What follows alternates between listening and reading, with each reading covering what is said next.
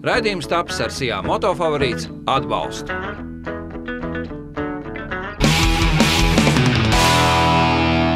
Labvakar, mēs atkal tiekamies raidījumā Motociklisti, un šodien mums būs tāda neliela retrospektīva. Mēs apskatīsimies gan uz vēsturiskiem motocikliem, gan uz gadsimta motocikliem, un arī noskaidrosim, kādi motocikli tad Amerikas Savienotās valstīs ir atzīti par gada motocikliem.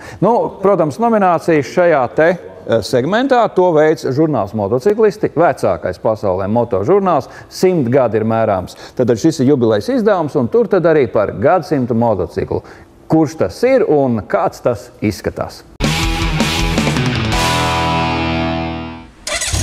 Honda CB750, tituls gadsimta motocikls. Amerikāņu žurnāla Motociklisti skatījumā. 100 gadu eksistē šis žurnāls, un tad arī žurnālisti nolēmuši izvērtēt, kurš tad būtu pelnījis šo titulu. Vai tas būtu Hildebrandta un Wolfmullera 1894. gadā izgudrotais braucamais, De Dion Butona 1895. gada spērkrats, vai arī 1968. gadā Tokijas motošovā parādītais Honda CB750. Pirmais reālais motocikls ar sacīkšu tehnoloģijām, īsti adaptētu Honda F1 dzinēju bloku ar 4 rindā esošiem cilindriem, diska bremzēm un citām šodien zināmām lietām. Turklāt par ierindas pilsonim pieejamu cenu. Motocikls Honda CB750 salīdzinājums moto pasaulē ir lēciens no akmens laikmeta kompjūtera gadsimtā. Tad par šo motociklu vairāk arī Gastons Neimans, viens no īpašniekiem, kuram Latvijā pieder īsts oriģinālais Honda CB750. Šitas ir tāds, mīļais vecais mocis, jo gribējās, lai var aizbraukt uz veco moču salidojumu, bet, lai nav jāsmērē rokas, lai var braukt. Un šitas ir tas kaut kāds custom beņķis speciālais, oriģinālais ir vienkārši tāds placinīts, divvietīgs. Bet fakts ir tas, ka tas ir pirmais sērija veida populāri iekārtojušies 4 cilindru mocis, kas varētu teikt ir mūsu visa superbike priekštecis, kurš reāli iedzīvojas, ka tā tad ir 4 cilindri, 2 un 2 pa vidu ķēdi piedzīti sadalēm. Un laikam viņš populārs to, ka viņš bija uzticams, ātrs, viņam netecēja eļļa, viņš vienmēr gāja. Un vēl viņš ir slavens to, ka pirmais mocis sērveidā diskveida bremzi. Viņam, piemēram, bremžu kluči, var redzēt, cilindrs ir apaļ, bet šitam ir arī apaļi bremžu kluči. Nevis kantaini vai kādi, bet viņi ir arī apaļi. Tāds tā kā pankūks. Tas man likās ļoti kaut kā tā bišķīt smieklīgi, bet... Un redz, viņi bremzē līdz ar to tādu pašauru celiņu, bet ņemot vērā, ka viņi ir abās pusēs, viņš kampi diezgan labi. To moci man ilgi meklēja, un variants ir viens, vai tu meklē pats, vai kādam uzticies. Es uzticējos tie, kas bišķīt nodarbojas veciem močiem, zin, tāds Aleksejs Popovs ir, labākais moču vīrs. Un tad viņš vairākās tajos gada tirgos pēc kārtas man meklēja, kamēr beigās mēs sazināmies, parādīja bildes ir. Tad pienāca priecīgais brīdis, ka viņš tas mocis bija šeit. Viņš bija smuks, kārtīgs. Tik smuks nebija. Un dzenotiņu mājās viņam noklēmēja motors. Un kā mēs pēc tam izpētījām, tur bija tie iepriekšējais īpašnieks, laikam bija kaut kādās amatieru sacensībās braucis. Tur bija diezgan daudz, kur pielikt roku. Nosēdināts galvas, karters pārtaisīts, aprāviens šāli. Tā kā šitam motoram, šitam mocim šitā ir otrā sirds. Viņam ir kaut kas no vecākas, kaut kas no tās 6. sērijas. Šitas, varētu teikt, šis vēl kas British Racing Green varbūt, kaut kas tāds. Bet viņi tad... Ļoti lakoniski un pārskatām. Akurāti, teiksim, pārskatām. Es viņu neesmu mocījis, es braucu kaut kāds 175. Viņam kaut kāds 205, 210 būtu jāiet. Īstenībā viņu braukt tā kā jebkur mocis. Protams, ja tu brauc garo gabalu, tad viņam jāmeklē kaut kāds stikls, bet, man patīk tie plikie moči. Ka viņš tagad ir šitāds, un es nospiedīšu brēmas, un ka viņš dzeltenais paliek sarkans. Es ieliku viņam sarkanu lampiņu. Redz? Tas tā fanīgi, man liekas, bet tādu viņi izdomāja. Bet tas ir oriģināli? Tāds ir oriģināli. Šito luktu es baigi ilgi meklēju. Bet tai pašā laikā, es viņu uzrestaurēju pa daļām, stiklī nopērkot, pārkromējot. Zini, cik šitāds komplektiņš maksā? Šitāds. Tāds. Es nenopirku, jo es vienkārši domāju, ka var jau būt, acīm redzot, kāds pērk. 650 eiro. Tas ir tā, tas ir, numurs nenāk līdz, nāk šitie visi. Kronšteins, lukturīts, viss. Es saprotu, ka laikam tas ir diezgan rets. Viņš ir drausmīgi ērts, tu uzkāp un tu visi vietā. viss ir, beig parocīgs. Liekas, klasiskā sēž, klasisks motos. Laikam pirmkārt tā ir tā brīvības sajūta. Ja? Un laikam, tikpat daudz arī kaut kāda mīļa lieta, kurai, manuprāt, jābūt smukai un kārtībā, un no kur tu vari iegūt to brīvo bišķīt lidojumu sajūtu, kad viss tā kā, kaut kur vajag izveidināties, tad uzkāp uz motos. Kaut kas tāds, varbūt gabaliņš no veču brīvības, laikam tā.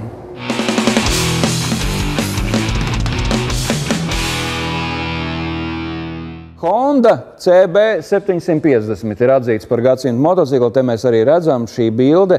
Un prieks ir arī tas, ka Latvijā šāds modelis ir pieejams. Mēs tikko viņu apskatījām. Kāpēc ir atzīts? Atzīts ir pavisam vienkārši iemeslu dēļ. Tāpēc, ka šis motocikls ir pieejams visiem ar savām sacīkšu tehnoloģijām, bet arī par pārējiem močiem. 2012. gada motocikls Ducati 1199 vai 1199 Panigale S. Un nav pārsteigums, ka Ducati iegūs šo titulu. 14 uzvaras pasaules superbike čempionātā, modernas tehnoloģijas. Arī mūsu raidījumā Bruno Roškalns iepazīstināja ar šo sacīkšu zirgu. Visu motociklu, viņi baigi visi ir līdzīgi. Un bāze ir apmēram šitam motociklam kā Aprilie un kā Kawasakam. Viņiem gandrīz vienādi viss, pasatka ir. Bembim ir pasatka tāda, ka tu apsēdies uz viņu.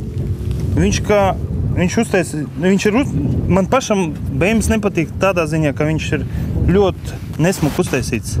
Viss tas motors, viss tas rāms. Man ļoti patīk itāļu motocikli.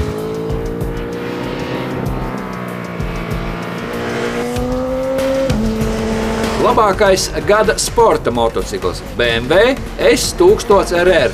Laba sacīkšu debija motosportā, labi piemērots ielas sacensībām, jaudīgs dzinējs ērta sētpozīcija un imidžs. BMW motocikls, kuru iekāro. Cerams, ka arī šogad vēl to jums parādīsim. Labākais turisma motocikls BMW K1600 GT 2012. Arī mūsu raidījums motociklists to rādījumu par šo vidējās biznesa klases luksus auto mums vēstīja Roberts Elbakjans, Reautoklubs un Rallija Parīz-Dakāra dalībnieks. Ļoti precīzi vadās, domāju, pa Vāciju superbraukt, bet arī Vācijā kaut kur, kur nav ceļš tik glūts, tur uzreiz ir tā, Nostaigā tā kā pa vieglu. Tās kases tā dreb, īsti, Harlejam tas viss dreb, tas ir normāli. Bet tas stils ir katrs saskrūvējis, bet tomēr Džeki dabīgi centušies. Tehnoloģijas, viss ir parādīts, ka, stūri, viss tur šaurs starp mašīnām, it kā varētu braukt spoguļos, labi redzēt, ja? Tātad, braukt ir prieks, viss ir super. Labākais kruzers 2012 Harley Davidson Switchback. Motocikls universāls kompromiss starp ielas un ceļojumu motociklu aprīkots ar noņemamu vējstiklu, stikoplasta krāsotām somām, bagātīgu chromējumu. Arī raidījuma motociklistu skatījumā vērtējums bija labs. Mocis kompromiss starp dārgajiem un lētajiem, bet multifunkcionāls. Viņš ir smagais Harlejs priekš mazākiem cilvēkiem. Smagais priekš mazākiem cilvēkiem. Jo tie smagie ir priekš lielajiem, šitas ir vieglāks un priekš mazākiem, varētu teikt tā apmēram. Jo parasti jau ir, ka lielam Harlim liels vecs kārtīgs blaks. Te varētu arī mazāk auguma, tāds kā es nostāties vai kāds cits. Kas, man patīk, kad viņam tas ir ātri reaģējoši tie stikls priekšā. Vizuāli... Kā viņš parāda cilvēkiem, lai uzreiz redz, paturēšu ķiveru. Ķiveru. Viegli, es saprotu, uzreiz viegli noņemos. Tad paraujamais aizies tādiem klipsīšiem. To pat man, kas ir daudz nesam. Ar vieglu rokas kustību tagadai vecajā filmā. Viņš paliks stingri skaistāks. Tagad viņš pat paliek skaistāks, jo tas stikls maitās skatu, bet tālam ceļam viņi ir neaizstājams diezgan tomēr. Patiesībā ir vēl viena lieta. Tās somas ar tikpat vieglām rokas kustībām nonāk nost, un tad tas motocikls paliek plikāks. Somas arī pat, jā. Tikpat vieglu rokas kustību uzliekās atpakaļ, uzliekās stikls un to var ceļot. Jā. Manuprāt, tas ir tas galvenā fīča, kas ir, ka par saprātīgu, saprātīgu naudu, ja mēs runājam, mēs varam divas lietas. Tādu ielas mocīt nopirkt, kā jau teicu, vieglu. Bet, un tas ir standartā, es saprotu, jā? Tas ir standartā. labākais sapņu motocikls. Par to tiek atzīts jauns amerikāņu sporta turisma braucamais Motus MST-R. Alabamā dibinātais Lee Conon Brian Case uzņēmums ir līdz akcentu uz 3 krāsām. Balts, sarkans un zils, ASV karoga tematika un nevelti, jo motociklā visas detaļas izgatavots Amerikā. Dzinējs V4 atgādina samazinātu Corvettes V8 versiju ne tikai skatā, bet arī skaņā. Olins, Brembo, Ozē un citi sacīkšu atribūti nav sveši. 165 zirgspēki, sportisks skaitlis un cena – 37,000 amerikāņu dolāru ierindošo motociklu sapņu kategorijā.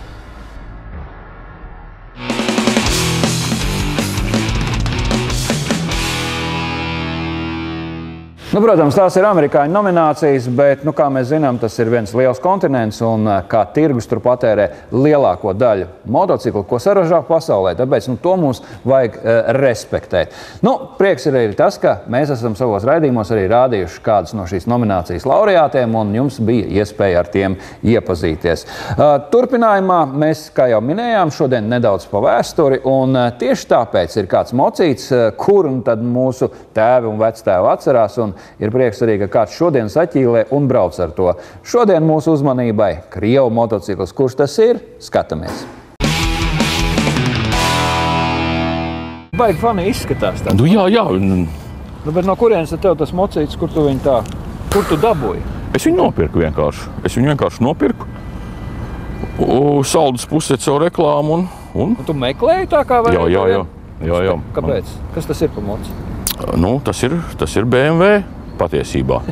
Patiesībā tas ir BMW. BMW pa lēto, jā. BMW pa lēto, jā. Tas ir Krievu ideja par BMW. Nē, patiesībā viņš bija 1:1 uztaisīts. Man liekas, viņi toreiz izveda to rūpnīcu ārā. Kā 45. gads? Nē, iet runa par 45. gadu, iet runa par 40. gadu, kad vēl vācietis ar Krievu bija draudzīgās attiecībās.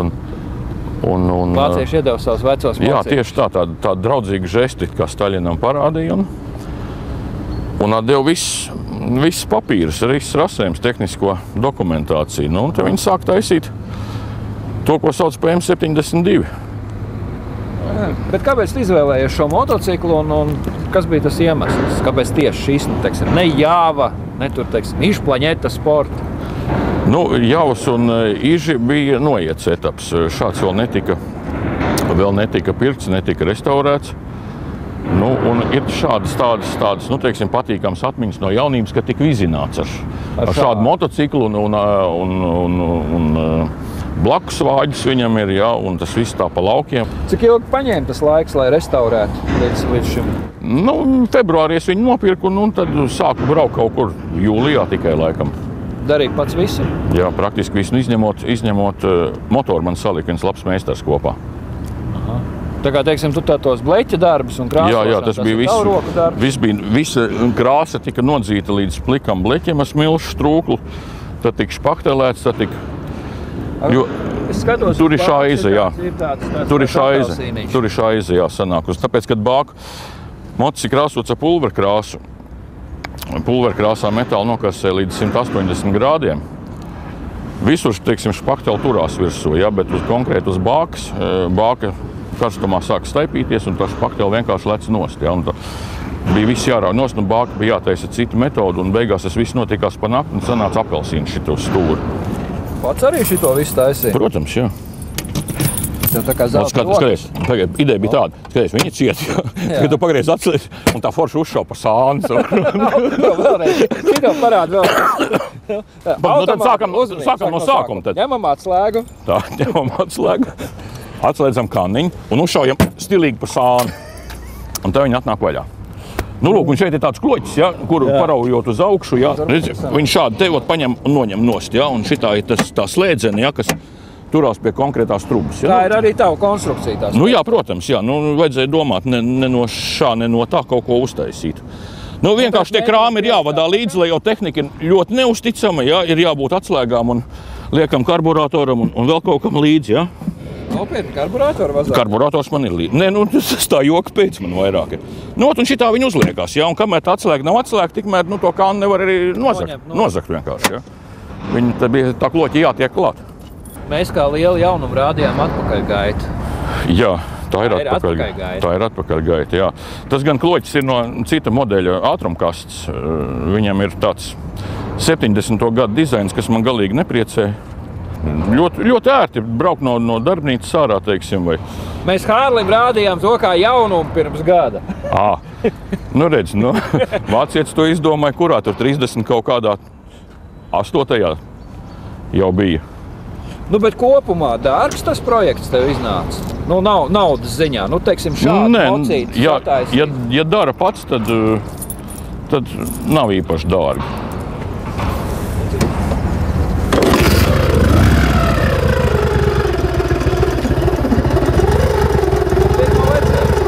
Kas viņam ko nedara?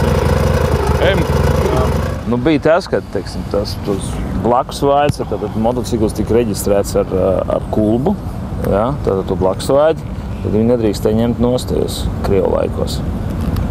Un tad ņēma no... Solo bija tikai mentiem, tā toreiz teikts. Tikai mentiem, jā. Mentiem bija solo, un tad tie, kas puikas, tad ņēma viņas nostājos blaķens, un tad šitas bija baigais griežamais, jā, tad tur skrēja. Bet, ar jau varēja aizmukt?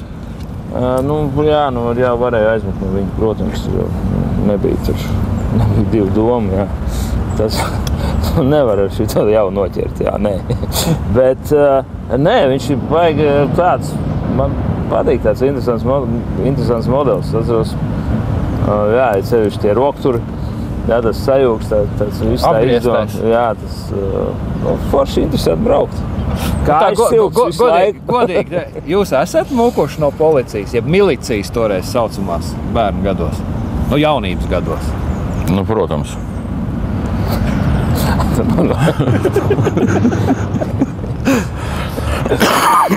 Kurš no motociklistiem to nav darījis vispār vienu reizi mūžā? Bet, protams, mēs nedrīkstam atbalstīt. Nē, kā, vienreiz mūžā ir jau tā. Bet runa jau gāja pa miliciju, vai ne? Nu, jā, no policijas.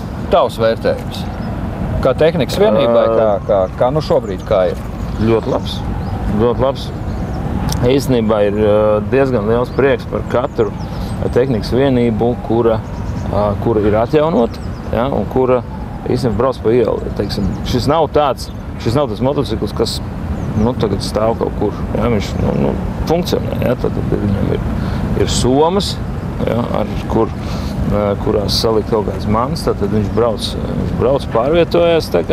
Es domāju, ka tas ir diezgan labi, ka ir šādi cilvēki, kur vēl atrodas, kuriem ir šis entuziasms. Ja. Tad arī vaļas prieks šādus motociklus restaurēt, uzturēt. Un es domāju, ka būtu ļoti labi, kad vairāk tādi ir.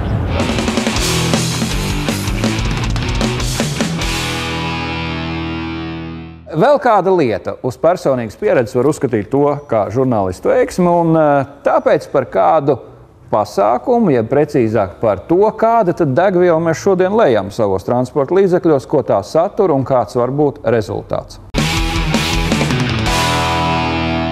Tā nu ir sagadījies, ka šoreiz notikums ir noticis ar mani, tāpēc es esmu pašā epicentrā un varu jums arī to izstāstīt un parādīt. Kādā jaukā dienā iebrauc degvielas stacijā, daudz nedomājot. Mums tikai pāris ir. Tātad Statoils, Neste, Lukoils, kur mēs pildamies un nepievēršam īpaši arī uzmanību tad, ja iepildot bākā, nolīst degvielu. Noslaukam, gana labi būs.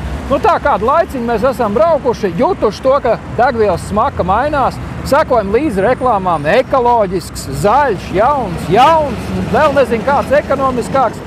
Bet ar mani notika notikums, par kuru es jums tūliņās arī izstāstīšu. Iepildīja degvielu, nenostrādāja tā degvielas pumpīša bremze un nolīja bāku. Motociklists zina, tā tas mēdz gadīties. Notīram, braucam tālāk, bet es tā kā nenotīrīju. Vakarā aizbraucu, nolika garāžā, atnācu no rīta un apskatieties, šāda krāsa tika noēsta. Es saprotu, tā, kad ir svaigs krāsojums, man ir gadījies ar benzīnu, tā kā to lakas virskārtu pabojā, bet tad tikai svaigs lakojums. Šai krāsai ir pusotrs gads, un ne tikai laka, bet pat divas virskārtas, divas krāsojuma kārtas ir noēstas, ja? Un līdz pašai grunts krāsai. Mans jautājums ir tāds, es neesmu nekad aizdomājies tā īsti, ko tam mēs tur iekšā lejam, kas tā ir pa tādu ķīmiju, bet ja tik drausmīgi sēda krāsu, tad kas tur iekšā motorā notiek? Kas notiek ar karburātoru? Un ja es uz ziemu iepildu un nolieku glabāties, vai man visas trubas nesēda? Vai tas vispār tā ir iespējams, un vai tur varētu būt tā kā degviela vainīga? Kas var nocelt, ja radīt šādu skādi krāsai? Nu, parasti jebkāda organiskā ķīmija ārda nost krāsu, ja viņi pietiekami agresīvi, kā pieņemsim nitros šķīdinātāji, visādi tādi šķīdinātāji, un ja nu viņi ir tajā benzīna sastāvā, kur mēs neviens nezinām, ja, kāds viņš ir.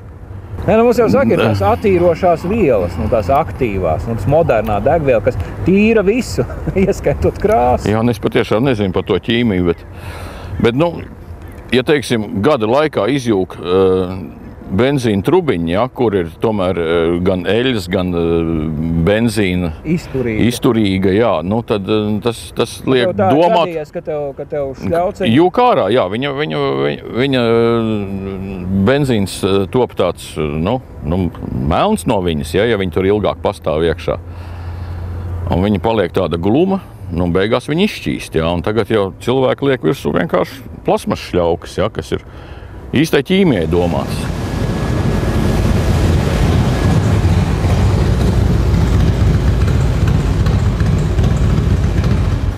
Esam šobrīd ieradušies pie profesionāļiem. Ja mēs runājam par krāsošanu, tad, nu, kā saka, neies jau uz šķūnīt krāsot. Esam mūsā motors, esi sveiks.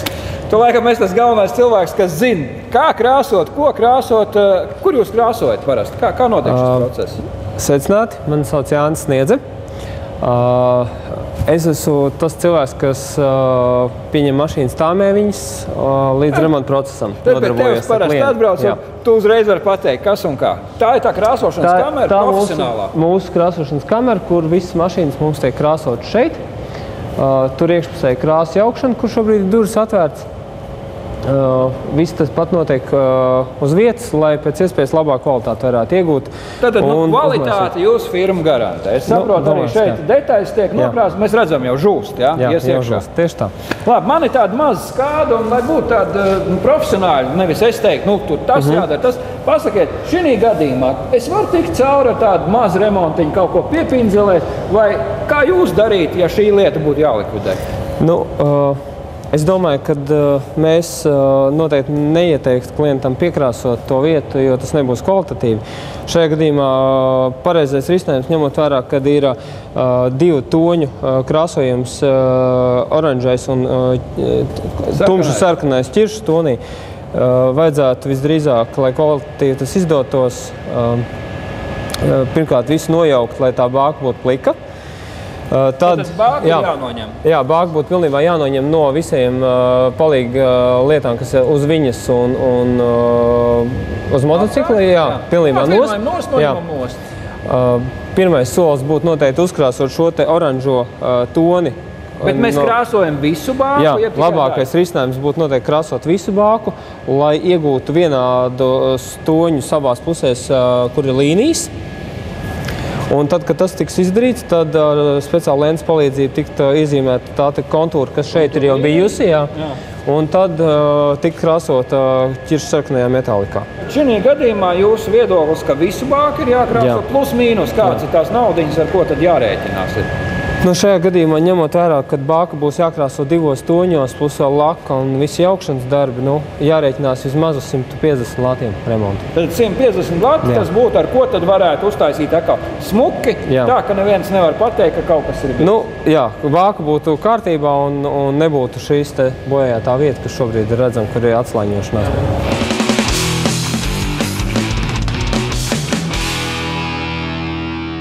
Esam arī skaidrojuši, kāpēc šī degviela ir tik agresīva. Te nevar būt pārmetums nestas virzienā, bet vispār šī modernā degviela atbilstoši prasībām tiek jaukta no dažādām vielām. Esam saņēmuši arī analīzes rezultātus, bet es jau nestāstīšu jums to, kas tur ir iekšā. To jums izstāstīs cilvēki, kas māk nolasīt šīs analīzes un pateikt, kas ir tā viela, kas var sabojāt gan krāsvielu, gan sintētiskos apģērbus un ko jums būs zināt. Bet par to mēs jums izstāstīsim nākošā raidījumā, nu, lai būtu tā pamatot, visu pa plauktiņiem salikts un būtu skaidrs. Šovakar tas laikam arī būtu viss. Novēlu jums veiksmīgu vakaru atlikušo daļu. Ja vēl ir spēks, paskatieties kādu citu programmu. Bet mēs ar jums tiksimies, protams, nākošajā nedēļā. Lai jums veiksmīgs vakars!